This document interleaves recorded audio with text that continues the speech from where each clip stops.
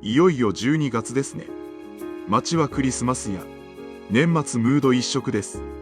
家の大掃除をしたり、不要品を処分したりして、すっきりした気分で新年を迎えたい。そんな時期だと思います。でも、これだけは言わせてください。投資の世界において、そのすっきりしたいという人間の本能は、時にあなたの資産を大きく減らす原因になります。今日は、50代が年末に絶対やってはいけない資産の整理トップ3というテーマでお話しします。最初に大切な前提をお伝えします。最適解は目的とリスク許容度で変わります。ここでは初心者がハマりやすい一般論として整理します。特に第2位と第1位は、良かれと思ってやったことが取り返しのつかない損失につながる、そんな危険な行動です。ぜひ最後までチェックして大切なお金を守ってください。それでは本題に入りましょう。やってはいけない資産の整理。第3位は成長投資枠の無理な使い切りです。新NISAの成長投資枠、年間240万円。あなたは今年どれくらい使いましたか？もし枠がまだ余っているとして、もったいないから埋めなきゃと焦っていませんか？その思考は非常に危険です。それはまるでスーパーの閉店間際にお腹も空いていないのに半額シールが貼られたお惣菜をカゴいっぱいに詰め込むのと同じだからです。枠というのは使わなければならない義務ではなく、いつでも使える権利です。ここを履き違えて無理に使い切ろうとすると、私たちは判断を誤ります。特によくある失敗が、年末の高配当株ランキングを見て飛びついてしまうことです。12月は多くの企業が決算を迎え、配当金の権利確定日が集中する時期でもあります。ランキング上位の銘柄を見て、今買えば配当金がもらえる、お得だと思ってしまう気持ちは痛いほどわかります。しかし、ここに大きな落とし穴があります。配当をもらう権利が確定した翌日、株価はどうなるかご存知でしょうか？多くの場合、配当金の分だけ、あるいはそれ以上に、株価がガクンと下落します。これを権利落ちと言います。例えば、10万円の株を買って、3000円の配当をもらっても、翌日に株価が9万7000円に下がっていたら、資産の合計は変わりませんよね。むしろ、下落幅が大きければ、トータルではマイナスです。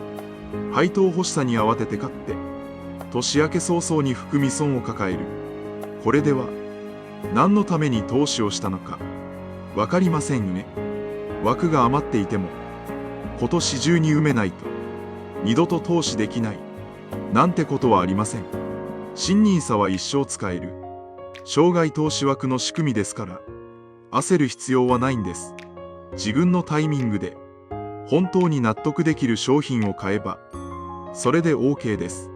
むしろ、今すぐ全部使い切らなきゃ、という発想の方が、よっぽど危険なんです。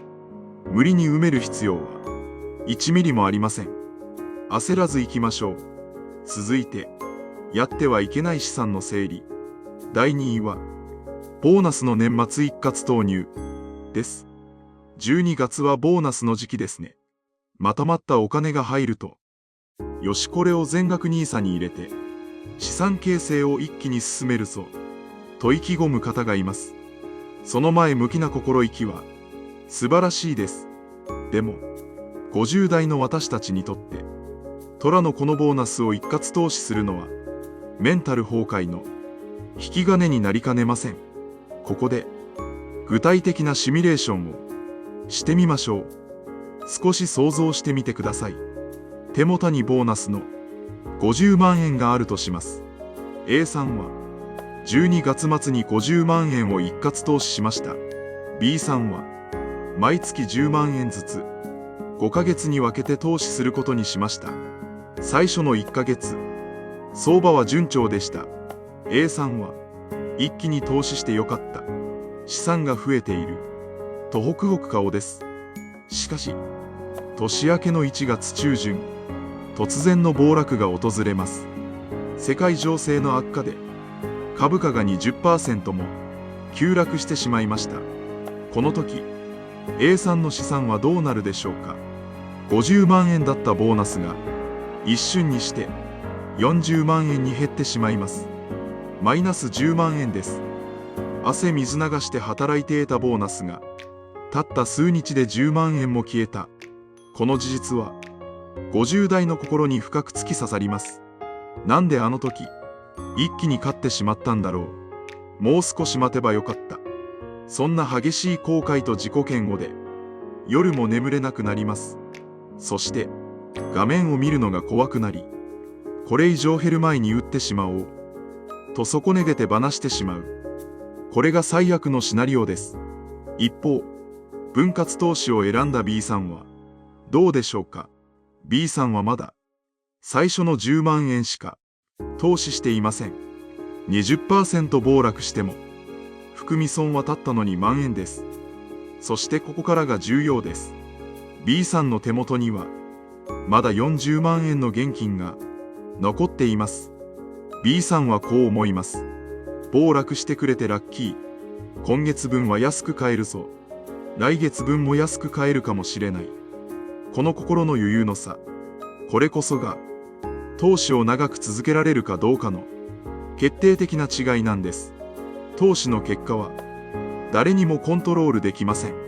しかし、リスクの取り方だけは、自分でコントロールできます。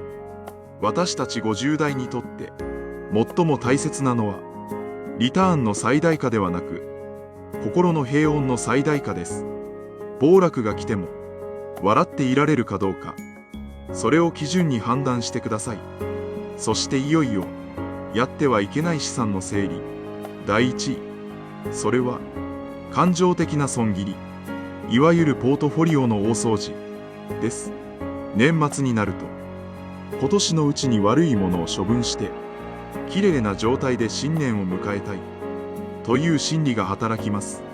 証券口座を開いて、赤字になっている銘柄、いわゆる含み損の状態を見ると、なんだか自分が失敗したような、嫌な気分になりますよね。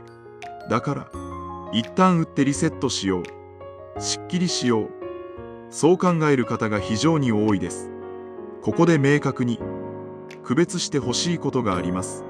それは、特定口座とNISA口座の違いです。もしあなたが、税金のかかる特定口座で、投資をしているなら、含み損を確定させて、今年で足り益と相殺する、いわゆる損出しをして、節税するテクニックは有効です。これは合理的な戦略です。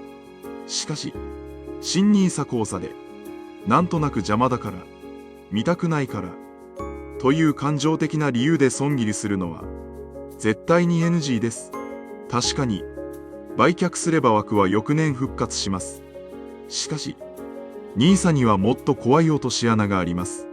それは、損失が税金の計算上なかったことにされる、という残酷なルールです。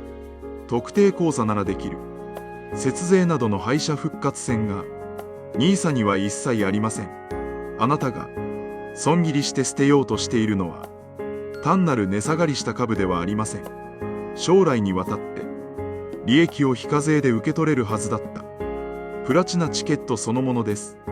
それを自ら、破り捨ててしまうのと、同じことなんです。米国株や、全世界株の歴史を振り返れば、一時的な下落の後には、必ず回復してきました。今含み損だからといって、それが失敗とは限りません。それは、未来の価格が、一時的に安くなっているだけ、バーゲンセール中なだけ、かもしれません。投資の世界に、大晦日も元日もありません。カレンダーの区切りに、惑わされないでください。投資の神様、ウォーレン・バフェットは、こう言っています。株式市場とは、忍耐のない人から、忍耐のある人へ、資産を移動させる装置である。年末だからといって、特別なことをする必要はありません。むしろ、何もしない。ただ淡々と市場に居続ける。それこそが、私たち個人投資家にとって、最強の戦略であり、最大の防御です。周りが、NISA を埋めろとか、年末の整理だとか、騒いでいても、あなたは、どっしりと構えていてください。焦らず、ゆっくりと、時間を味方につけていきましょう。今日の動画が、あなたの資産を守る、ヒントになれば嬉しいです。このチャンネルでは、これからも、50代からの資産形成について、地に足のついた情報を発信していきます。今日の動画が参考になった方、ぜひチャンネル登録をして、次回の動画もお待ちください。それではまた、次の動画でお会いしましょう。